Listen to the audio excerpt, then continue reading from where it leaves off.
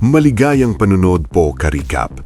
Ang ating tatalakayin ngayon ay tungkol sa isang historical epic movie na may pamagat na Gladiator 2. Kaya sit back, relax, at simulan na natin.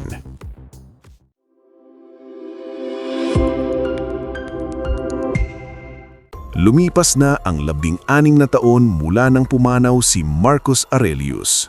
Ang pangarap niya para sa Roma ay tila naglaho. Ngayon, pinamumunuan ito ng kambal na emperador na sina Geta at Caracalla, mga mapangkabusong pinuno na nagtulak sa lungsod sa kaguluhan, kasakiman at digmaan. Habang ang Roma ay unti-unting bumabagsak, may iilan pa ring kumakapit sa pag-asa. Nagsisimula ang pelikula sa isang payapang nayon sa Numidia kung saan tahimik na namumuhay si Hanno at ang kanyang asawang Aishat sa kanilang maliit na sakahan. Ngulit nang tumunog ang hudyat ng panganib, agad naramdaman ni Hanno na may paparating na masama. Mabilis nilang sinuot ang kanilang baluti upang ipagtanggol ang kanilang lupain laban sa nalalapit na banta. Hindi nga nagtagal, lumitaw sa abot ng tanaw ang mga barko ng hukbong Romano. Galit na nagtipon si Commander Jugurtha ng kanyang mga mandirigma. Nanumpang tatalunin nila ang mga mananakop. Bago ang labanan, pinaalahalanan niya si Hanno tungkol sa isang alay na hindi nito nagawa. Ngunit sagot ni Hanno, ang mga Romano na mismo ang magiging alay ko. Sa gitna ng paghahanda, nagbahagi ng sandaling puno ng pag-ibig sina Hanno at Aishat. Nagpalitan sila ng singsing at nangako ng walang hanggang pagmamahal bago tuluyang magpaalam. Habang lumalapit ang mga barkong Romano na pinamumunuan ni General Acacius, ipinafurl niya ang mga layag at iniutos sa mga tauhan na sagwanin ng mabilis ang tubig upang marating agad ang pampang. Samantala, tinipon ni Hanno ang kanyang mga mandirigma at hinimok silang manindigan laban sa pananakop ng Roma. Ang Numidia, ang huling malayang lungsod ng Africa Nueva, ay kailangang manatiling hindi magigiba. Sa tapang at inspirasyon ni Hanno, nagiging matibay ang loob ng kanyang hukbo. Ang kamatayan ay hindi ating tadhana, kundi ang pagkakaisa, ang tunay nating lakas. Magsisimula na ang labanan. Parehong panig ay nagpapakawala ng mga sandata mula sa bakal at apoy. Ipinag-utos ni General Acacius na itaas ang siege tower kahit pa binubugbog ng hangin at mga pana ang kanilang mga barko.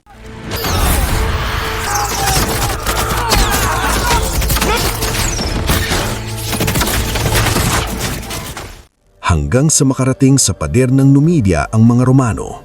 Nang hindi bumukas ang tulbay, personal itong binuksan ni Acacius at sumabak sa matinding bakbakan.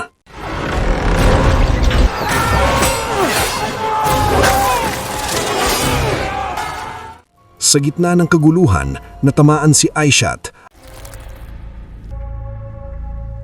at napatigil si Hanno, kaya't nabihag siya at malubhang nasugatan, tuluyang nahulog sa dagat.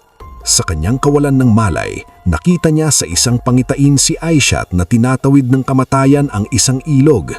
Hindi niya maabot kahit anong sigaw niya. Nang gumising siya, nadurog ang puso niya sa nakita ang walang buhay na katawan ng kanyang asawa na palutang-lutang sa tubig. Kinuha niya mula sa dibdib nito ang palasong tumamos sa kanyang buhay at itinago bilang tanda ng kanilang pagmamahalan. Habang lumalapit ang mga Romano, nilamon si Hanno ng puot at dalamhati.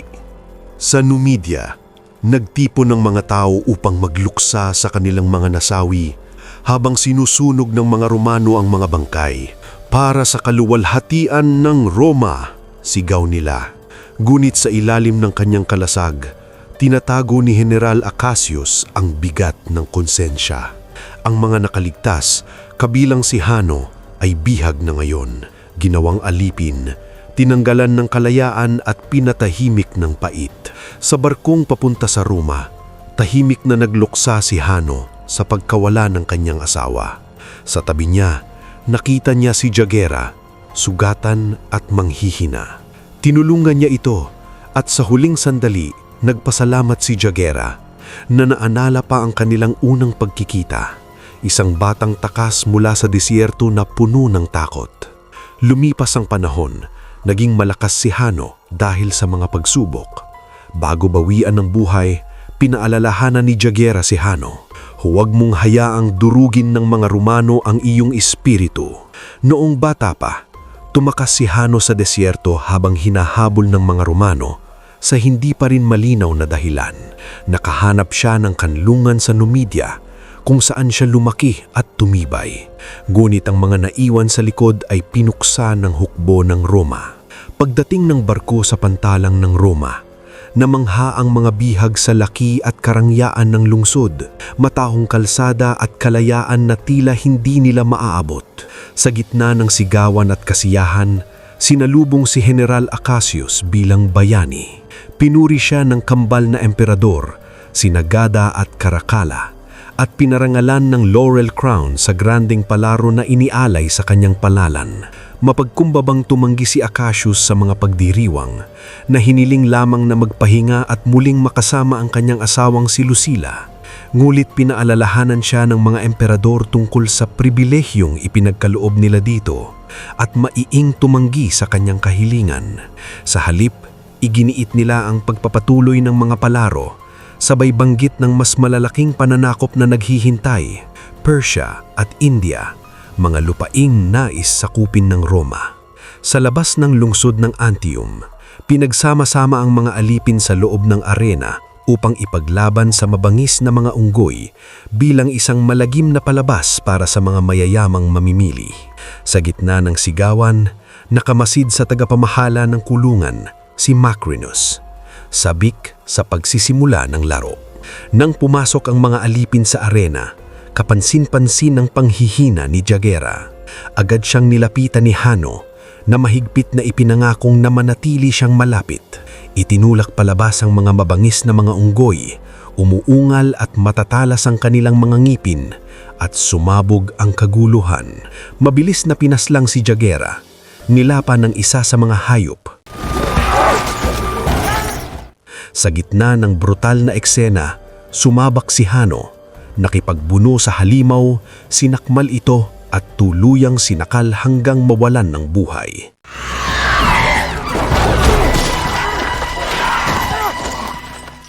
Ang tapang niyang iyon ay labis na humanga kay Macrinus, na agad siyang binili magtapos makita ang kanyang likas na lakas. Kinagabihan, bumisita si General Acacius sa kanyang asawa. Taos puso siyang nagpasalamat sa mga Diyos sa kanyang kaligtasan. Mahigpit siyang niyakap ni Lucila at saglit silang nagbahagi ng katahimikan. "Salamat sa mga Diyos na ibinalik ka sa akin." Kinaumagahan, dinala ang mga naligtas na gladiator sa kanilang pagsasanay. Mula sa itaas, pinagmamasdan sila ni Macrinus habang ipinaliliwanag ni Vigo ang mga patakaran at gantimpala sa bawat laban. Kalayaan para sa mga dakilang mandirigma. Nang makita si Hanno, tinawag siya ni Vigo ng may pangungutya, "Monkey Eater." Sabay nagtawanan ng mga kasamahan sa bulwagan. Sa kainan, patuloy siyang tinuya ng kanyang mga kaibigan na ginagaya ang ungol ng baboon, sabay hagalpak ng tawa sa paligid. Dumating si Macrinus upang makilala ang kanyang mga bagong gladiator. Tumayo si Hanno nang ipatawag, at sa pag-uusisa ni Macrinus, ipinartner siya kay Vigo para sa isang laban. Sa loob lamang ng ilang sandali, mabilis na tinalo ni Hanno si Vigo na muling nagpatunay ng kanyang lakas.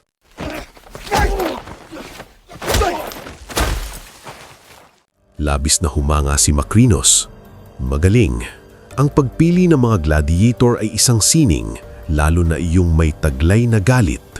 At idinagdag pa niya, "Pinipili ko ang galit." Ngunit nanatiling matigas si Hanno. Tumanggi siyang lumaban ng kusa, kaya tinanong si Macrinus, "Kanino ko ibibigay ang ulo?" Sa lalim ng kanyang puot, sagot ni Hanno, "Ibigay mo sa akin ang mga ulo ng hukbong Romano o ng kanilang general, si Acacius." Tinanggap ni Macrinus ang hamon. Tayo'y magtatapos doon. Samantala, tahimik na nag-uusap sina General Acacius at Lucila.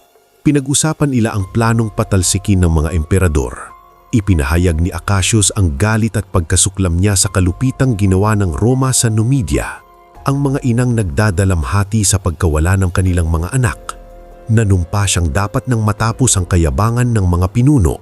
Sa loob ng 10 araw, darating ang kanyang hukbo sa Aeya at magsisimula na ang kanilang paghihimagsik. Lumipat ang eksena sa teritoryo ng Senador Thrax, kung saan inihanda ang isang marangyang piging para sa mga emperador at mga maharlika ng Roma. Habang humalihamog ang musika sa paligid, muling nagkita sina Thrax at ang kanyang matagal na kaibigan na si Maranos.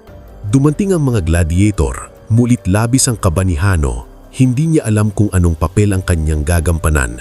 Nagtanong si Thrax kung gusto ni Macrinus maging senador. Mulit agad itong itinanggi at binago ang usapan. Hindi mapakali si Hanno. May kutob na may masamang mangyayari. Nang ipinahayag ni Thrax ang labanan sa pagitan ng kanyang gladiator, ang makapangyarihan si Vitek laban kay Hanno, ang kasual na laban ay naging madugo. Ipinilit ni Emperador Caracalla ang laban hanggang kamatayan. Gamitin ang inyong mga espada. Nagsimula ang mabangis na tunggalian, matindi at walang humpay.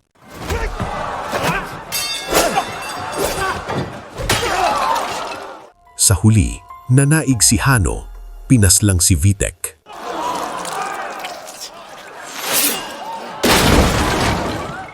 Labis na nagluksa si Thrax sa pagkawala ng kanyang mandirigma at pera. Sa halip, labis na humanga si Emperador Gada sa galing ni Hanno. "Saan ka nagmula?" tanong niya. Tumanggi si Hanno na sumagot, kaya isinalin ni Macrinus, "Hindi niya alam ang ating wika, isa siyang banyaga." Tumugon si Hanno ng isang makatang kwento, isang tula na lihim na pumupuna sa pag-aabusa ng mga emperador, ngunit hindi nila ito naunawaan. Sa halip, natawa sila. "Nakakabagod na ang mga tula, ngunit ikaw, nagulat kami. Gusto kong makita kang lumaban muli sa arena." Pagkatapos ng laban, ipinabuya ni Macrinus kay Hanno ang gantimpala at tinanong kung saan niya natutunan ang kanyang mga tula. "Sino ang nagturo sa iyo ng sining ng salita?"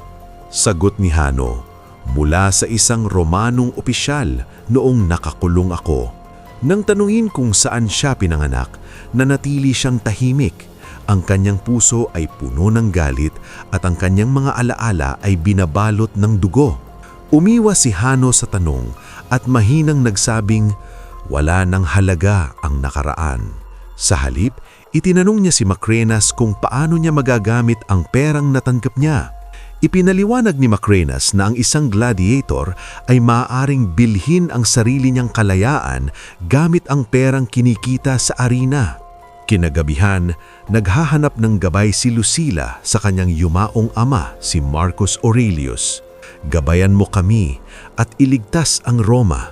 Matapos magdasal, tumungo siya sa isang lihimang pagpupulong kasama ang mga senador. Sa loob ng silid, kabado si Senator Graus sa panganib ng kanilang pagtitipon. Ibinunyag ni Acacius ang kanilang plano. Sa huling araw ng kapistahan, 5,000 sundalo niya mula sa Aeya ang huhuli sa mga emperador at parurusahan dahil sa kanilang kasalanan. Bagamat nag-aalinlangan si Senator Thrax, natuwa siya sa ideya. Nangako si Graus ng katapatan kay Lucila at pinayuhan siya ni Thrax, "Ikaw ang dapat mamuno at kami susunod." Habang naglalakad ang mga gladiator papasok sa Roma, nasilayan nila ang dalawang kaibang mukha ng lungsod. Sa isang banda, mararangyang gusli ng mga mayayaman. Sa kabila, libo-libo na mga pulubi at maduming lansangan, tila nilamon ng kasakiman at kawalang pag-asa. Sa may pintuan, napansin nila ang skulptura ng lamalag ng kambal na pinasuso ng lobo. Ikinuwento ni Hanno ang kanilang kasaysayan na nagdala ng kapahamakan at salud sa sinaunang Roma. Isang masamang paalala ng kasalukuyang kambal na emperador na namumuno ngayon. Totoo nga ang kanyang sinabi, tila may sakit ang lungsod. Ang mga mamamayan ay balisa at ang kanilang mga isip ay naguguluhan sa ilalim ng pamumuno ng magkasalungat na magkapatid. Habang papalapit ang mga gladiator sa destinasyon, lumipat ang kwento kina Senator Thrax at Macrinus.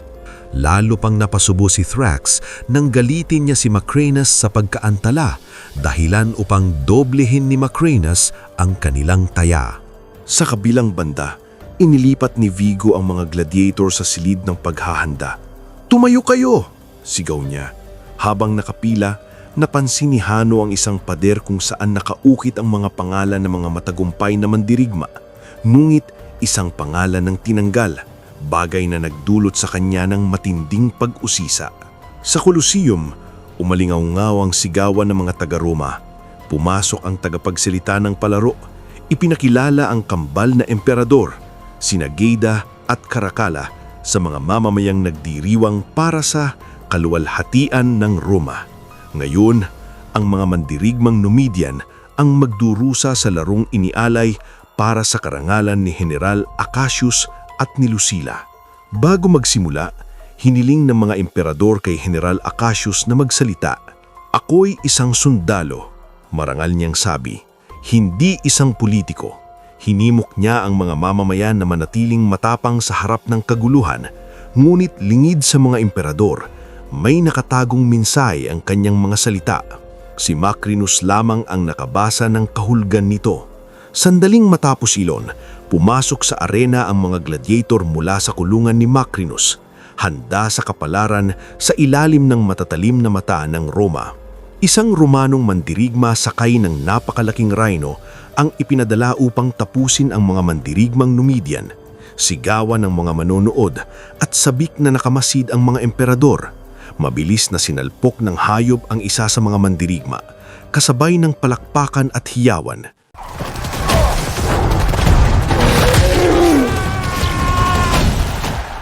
Ngunit naroon si Hano, tahimik at matatag. Sa sandaling iyon, tila sumanib sa kanya ang espiritu ng dakilang gladiator na si Maximus. Napansin ni Lucila, may kakaiba sa kanyang galaw, parang pamilyar na kaluluwa. Gumamit si Hano ng tuso, tinabik ang rhino patungo sa pader ng arena, dahilan upang makipaglaban ang Romanong sundalo.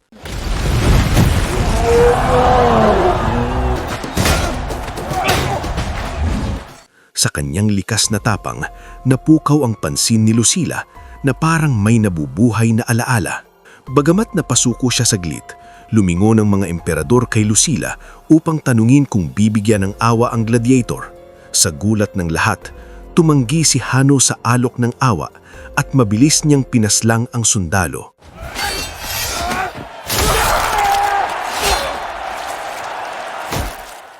Umalingaw-ngaw ang Colosseum, sigawan ng mga tao at ng mga emperador na ngayon ay parehong namamangha at naiintuga sa mapanghasang gladiator. Pagkatapos ng laban, bumalik si Lucila sa kanyang silid, hindi mapakali. Sa kanyang isipan, paulit-ulit niyang nakikita ang mga galaw ni Hano, mga galaw na katulad ng kanyang yumaong kasintahan, si Maximus. Napagtanto niya ang hindi may paliwanag na katotohanan. Si Hano ay si Lucius, ang kanyang nawawalang anak, ang batang minsan ipinadala palayo noong namatay si Maximus upang mailigtas sa mga pumapatay sa trono ng Roma. At ngayon, nakatayo siya sa harap niya bilang isang gladiator. Samantala, nakilala ni Lucius ang manggagamot na si Ravi na ginagamot ang kanyang mga sugat. "Ako si Ravi," sabi nito. Ikinuwento ni Ravi na dati rin siyang gladiator, ngunit nakamit ang kalayaan at ngayoy tumutulong sa mga nasugatan. Habang nag-uusap sila, biglang pumasok si Macrinus, puno ng tuwa. "Narinig mo ba ang sigawan ng mga tao? Lahat sila ay nabighani sa aking kampyon." Si Lucius o si Hano ay patuloy na nagwawagi. Ang kanyang pangalan, ang kanyang tapang ay unti-unting bumabalik sa puso ng Roma. Inimbitahan ni Lucila si Macrinus sa kanyang tahanan. "Nagkita na tayo noon," wika nito, at saglit siyang tumigil. Tila may naaalalang matagal ng panahon nang siya'y kasama pa sa kampanya ng ama ni Lucila sa Africa. Sa makahulugang tono, sabi ni Macrinus, "Ang pinakamagandang paghihingitay ay hindi maging katulad ng mga umapi sa iyo." Alam ni Lucila ang lawak ng impluensya ni Macrinus sa iba't ibang imperyo, lalo na ngayong siya ang nagpopondo sa mga gladiator ng Roma. Tumanggo si Macrinus. Oo, lumalaban sila para sa kalayaan. Bago umalis, humanga siya sa estatwa ni Marcus Aurelius, isang paalala ng marangal na Roma na minsang nabuhay. Pagkatapos, bumisita si Macrinos sa isang kaibigan upang alamin pa ang tungkol kay Lucila. Doon niya natuklasan na si Lucila ay may anak, si Lucius, na matagal nang pinaniniwalaang patay. Subalit hindi niya alam, ang anak na iyon ay ang gladiator na kanyang champion, si Hanno. Kinagabihan, habang nakadakip si Lucila sa bahay bilungguan dahil sa kanyang karapatan sa trono matapos mamatay si Marcus Aurelius, pinatakas siya ni Senador Graus. Nagsuot siya ng pagkakakilanlan at nagtago sa gabi patungo sa isang lihim na pagpupulong. Sa wakas, nagtagpo sila ng kanyang anak na si Lucius. "Kilala mo ba ako?" tanong niya. Nanginginig ang boses. Ngunit sa halip na yakap, galit ang isinagot ni Lucius. Ibinato niya sa ina ang sama ng loob kung paano siyang ipinabalapalayo habang si Lucila ay nanatili sa karangyaan ng Roma. Isinumpa niya ang bagong kasintahan ng ina, si General Acacius, na sinisisi niya sa pagkamatay ng kanyang asawa. "Patawad," lumuhod si Lucila. Ngulit nanatiling malamig si Lucius. Hindi niya alam na ginawa ni Lucila lahat ng iyon upang iligtas siya noon. Sa huli, tinalikuran siya ng anak. "Lumayas ka," matigas na sabi ni Lucius. Pagbalik ni Lucila sa bahay, sinalubong siya ni General Acacius. Sa luha at takot, sinabi niya ang totoo, buhay si Lucius. At nakiusap siya sa asawa, "Protektahan mo siya.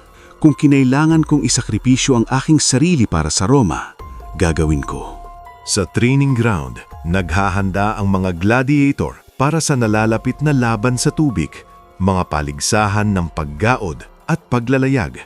Suway sa utos ni Vigo, matigas ang loob ni Lucius na mag-ensayo mag-isa. Sa sobrang pagod, bumigay siya at inamin ang pagkatalo. Dumating si Ravi upang gamutin ang kanyang mga sugat gamit ang suka. Sa katahimikan ng gabi, nagpakatapat si Ravi. Katulad din niya, minsan siyang naging gladiator at pagkatapos ay nakamit ang kalayaan. Pinayuhan niya si Lucius, "Mabuhay ka, lumaban ka hanggang makalaya." Nang tanungin kung bakit nananatili pa rin siya sa Roma, sagot ni Ravi, "Para sa aking asawa at mga anak, pinili kong yakapin ang buhay bilang Romano para sa kanilang kinabukasan." Kinabukasan, sumakay sa mga barko ang mga gladiator, handa para sa labanan sa tubig. Nagtalumpati si Lucius, hinikayat ang kanyang kupunan na mabuhay. Ang Colosseum ngayon ay pinuno ng tubig, ginawang dambuhalang arena ng naval battle. Sa gitna ng palakpakan, umusbong ang talino ni Lucius at ng kanyang grupo gamit ang diskarte upang talunin ang kalaban. Namangha ang madla, sumisigaw sa kanilang tagumpay.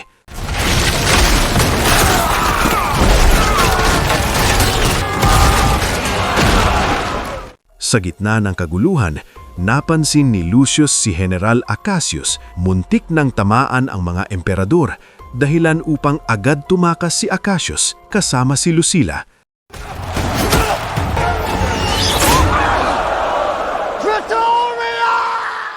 Bagaman nagdiwang ang mga manonood, biglang sinigawan sila ni Vigo na gustong malaman kung sino ang nagtangkang patayin ang mga emperador. Tahimik na nagkaisa ang kupunan ni Lucius, itinago ang katotohanan habang ninanamnam ang kanilang matamis na tagumpay. Sa tahanan ni Senador Thrax, naghatid ng balita ang isang alipin at agad itong ibinahagi ni Thrax kay Macrinos na biglang dumating upang sinilin ang utang. Dahil walang pera, inamin ni Thrax ang pagkakautang at isiniwalat ang sikreto. Pinaplano ni na General Acacius at Lucila ang pagbagsak ng mga emperador, kasama ang pagsasagip kay Lucius ngayong gabi. Napagtanto ni Macrinius ang plano, agad siyang lumisan. Kinagabihan, sa ilalim ng dilim, pinangunahan ni General Acacius ang kanyang hukbo papasok sa arena, nakabalot sa balabal. Ang kanilang misyon, iligtas si Lucius.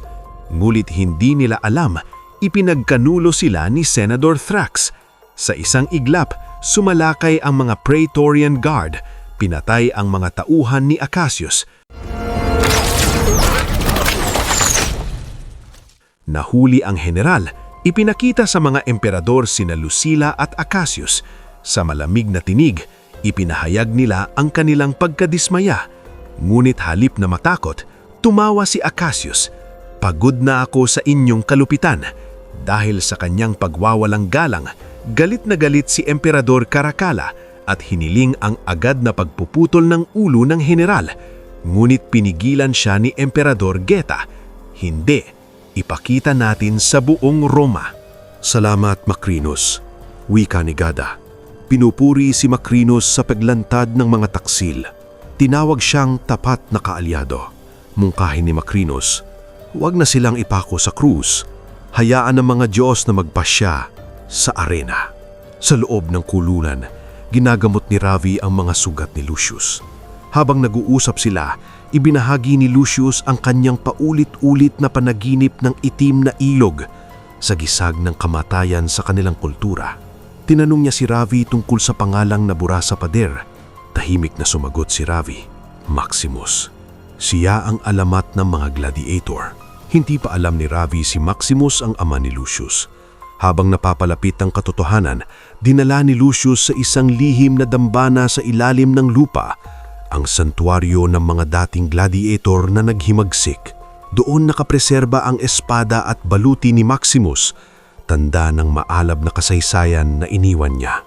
Dahan-dahang hinawakan ni Lucius ang espada at agad bumalik sa kanyang alaala ang kabataan, ang tapang, karangalan at pagmamahal ng kanyang ama. Kinabukasan, napaligiran ng mga Praetorian Guard ang Colosseum. Inaasahan na ng lahat ang kaguluhan sa mga palaro. Dinala si Lucila sa trono sa gitna ng arena. Pinilit na panoorin habang pinarurusahan ng kanyang asawa. Ipinahayag ng tagapagsalita ang paglilitis ni General Acacius. Sa harap ng mga Diyos, ipagkakaloob ang kanyang kapalaran. Pumasok si Acacius sa arena. Kalmado at walang takot, hinarap niya ang 4 na Praetorian Guard sa isang madugong labanan at sa loob lamang ng ilang sandali, pinabagsak niya silang lahat.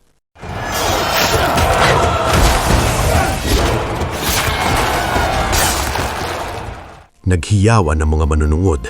Sunod lumabas si Lucius na ikinagbigla ni Lucila. Labis ang kirot sa kanyang puso habang pinapanood ang kanyang anak na nakikipaglaban sa kanyang asawa. Ibigay mo sa kanila, Lucius, sabi ni Acacius. Huli na. Hayaan na ang mga Diyos ang magpasya. Alam kong sino ka, bulong ni Acacius. Sabay suminaw. Sa laban, malinaw ang kalamangan ni Acacius.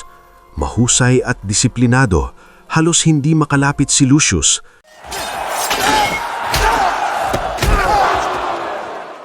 Ngunit nang makilala niya ang anak ni Maximus, kusa siyang sumuko bilang paggalang. Halip na awa, inutusan ng emperador ang kanyang kamatayan. Tumanggi si Lucius na tapusin siya, ngunit agad pinana ng mga archer si Acacius sa harap ng lahat.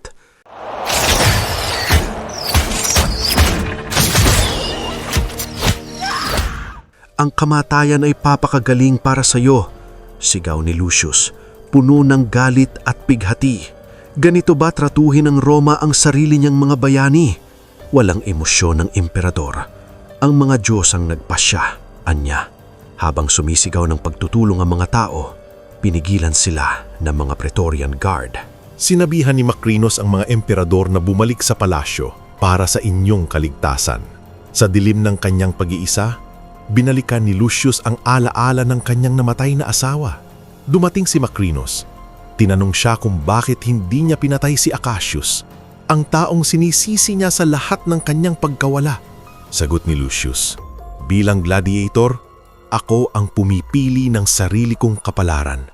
Mulit mariing sabi ni Macrinus, hindi mo mababago ang Roma. Ikaw ang magiging sandata ko. Hindi, mariing tugon ni Lucius. Hindi iyon ang magiging kapalaran ko. Sa pagkamatay ni Acacius, tuluyang nagulo ang Roma. Nag-aalsa ang mga mamamayan, nais patayin ng mga emperador. Galit na sinisi ni Emperador Gaida ang kanyang kambal na si Caracalla, habang si Macrinus ay lihim na ginagalaw ang mga pisi ng kapangyarihan. Bumulmong siya kay Caracalla. Ang kapatid mo ang may kasalanan. Ibinabaling niya sa iyo ang lahat. Kung hindi ka kikilos, mawawala ang kapangyarihan mo. Sa gabi ng kaguluhan, tahimik na lumapit si Caracalla kay Gaida at sa isang iglap, tinaga niya ang kamay ng kanyang kapatid. Habang humihingi ng awa si Gaida, walang pag-aatubiling tinapos siya ni Caracalla. Dumating si Macrinos, kalmado at sinang-ayunan ng ginawa ng bagong emperador. Ang Roma ay nasa ligtas na mga kamay ngayon, sabi niya. Samantala, sa madilim na piitan, muling nagkita si Lucius at Lucila bilang mga bihag. Sa unang pagkakataon, pinaubaya nila ang galit sa kanilang puso. Niyakap siya ni Lucila. Buhay ka, iyon na ang sapat. Ibinigay niya ang singsing ng kanyang ama, ang singsing ni Marcus Aurelius na minsang isinusuot ni Maximus. Ipinahayag niya rin ang isa pang lihim. Sa Ostia, mayroong hukbong inihahanda ni General Darius. Handang himagsik laban sa mga emperador. Balak ilang patayin. Wika ni Lucius. Hindi ako natatakot, sagot ni Lucila. May mga luhang bumagsak sa kanyang pisngi. Masaya na akong nakita kitang muli. Sa Senado, pagkatapos ng pagpaslang ni Gaida, ipinahayag ni Emperador Caracalla ang isang katawa-tawang kautusan.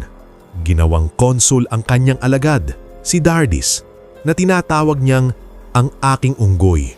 Namangha at natigilan ng mga senador. Ngulit wala silang magawa kundi isigaw, "Mabuhay si Dardis." Sa kabay nito, si Macrinos ay ginawang pangalawang konsul at tila unti-unti nang nakukuha ang kapangyarihang matagal niyang hinahangad. Sa isang pagpupulong, ipinakita ni Macrinos ang pagpatay kay Geta at inutusan ng mga senador na suportahan siya laban sa Praetorian Army. "Ako ang kapangyarihan ng Roma," mariin niyang wika. Wala nang tumutol. Kalaunan, sinalubong niya si Lucila. "Ang pangarap ng iyong ama para sa Roma ay hindi kailanman magaganap," sabi niya. "Ako, na minsang alipin, ngayon ang may hawak ng trono." Ang kanyang layunin, burahin si Lucila at ang dugong Aurelius magpakailanman. Sa kulungan, tinawad ni Lucius si Ravi. Iniyabos niya ang singsing at mga susi. "Dalhin mo ito kay General Darius sa Osta. May marka rito ni Acacius, ang patunay na ako ang tunay na tagapagmana ng Roma. Ako si Lucius Verus, buong tapang niyang pahayag, ang prinsipe ng Roma. Hinihiling ko ang katapatan ng hukbo." Nabigla si Ravi, "Gagawin ko." Iniwan niya ang mga susi at mabilis na tumakbo palabas ng kulungan. Habang inihahanda sa Colosseum ang mga bagong palaro, si Ravi ay naglakbay papunta sa Osta. Pagdating niya, hinarap siya ni General Darius. "Sino ang nagbigay nito sa'yo?" tanong niya. Tahimik ngunit marangal ang sagot ni Ravi, "Ang tunay na tagapagmana ng Roma."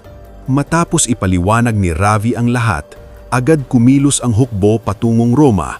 Sa loob ng lungsod, naghahanda si Lucila at ang mga taksil na senador para sa inaabangang mga palaro. Dumating si Emperador Caracalla sa arena, nababalisa. Labag sa kanyang loob, patayin si Lucila. "Hindi mo kailanman makakamtan ang kapayapaan," mahinahong sabi ni Lucila. Ngunit si Macrinos, nakangiti, ang bumulong sa emperador. "Gawin mo ito para sa kapayapaan."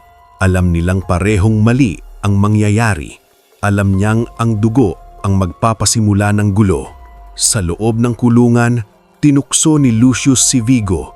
Ibinigay rito ang isang kahoy na espada. Sabay pangungutya, "Ito lang ang gamit mo para protektahan ang ina mo." Pero biglang bumaliktad ang lahat.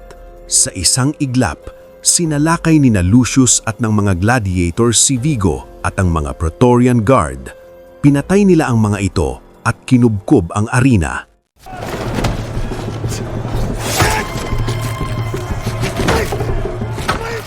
Sa gitna ng kaguluhan, sinuot ni Lucius ang baluti ng kanyang ama si Maximus. Sa tunog ng mga tambol, ipinakilala ng tagapagsalita ang mga laro para sa Emperador Caracalla, isang palabas kung saan ang mga taksil na sina Lucila at ang mga senador ay haharap sa katarungan.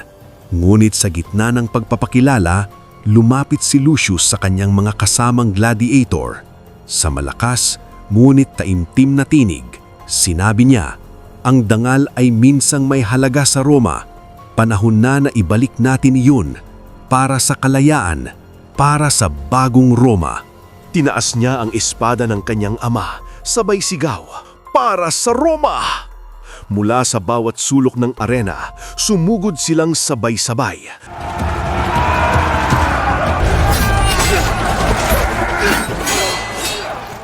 Ang mga Praetorian ay napilitang lumaban habang nayayanig sa galit ng sambayanan. Sa trono, napatigil si Caracalla, nanunood sa kaguluhan, hindi alam na ito na ang katapusan niya. Sa labas, binalaan si Macrinus. Paparating na ang hukbo mula sa Edea. Ngulit imbis na umatras, ginamit niya ang pagkakataon. Habang bumubuhos ang kaguluhan, pinatay niya mismo si Caracalla at agad tinaga sa dibdib si Lucila bago siya nakatakas.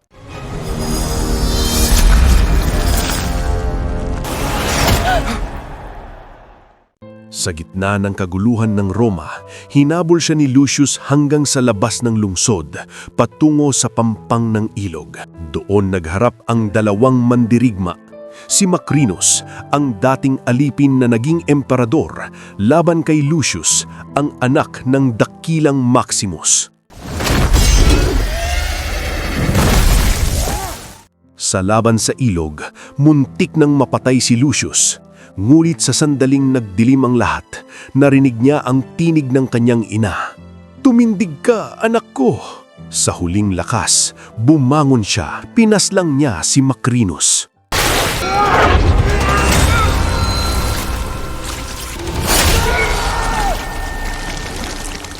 Sa harap ng dalawang magkasalungat na hukbo, itinaas ni Lucius ang espada ni Maximus. "Ako, si Lucius Verus, ang lehitimong tagapagmana ng Roma. Hindi na ito lungsod ng mga emperador. Gagawin natin itong lungsod para sa lahat." Tahimik ang mga sundalo. Pagkatapos, isa-isa silang lumuhod at sumigaw ng pagkakaisa. Ilang araw ang lumipas. Bumalik si Lucius sa Colosseum. Sa gitna ng lumang arena, itinuring niyang banal na lupa ang lugar kung saan lumaban ang kanyang ama. Habang umihip ang hangin sa paligid ng Colosseum, iisa lamang ang nandoroon. Isang lalaki, suot ang sandata ng kanyang ama, at sa kanyang mga mata, ang pag-asa ng isang bagong imperyo. At dito nagtatapos ang pelikula Mga Karikat. Kung nagustuhan nyo ka-recap ang movie recap natin ngayon, ay inaanyayahan kita na mag-subscribe at pakipindot na din ng notification bell para palagi kang updated sa mga susunod naming videos. Maraming salamat sa panonood. Hanggang sa muli!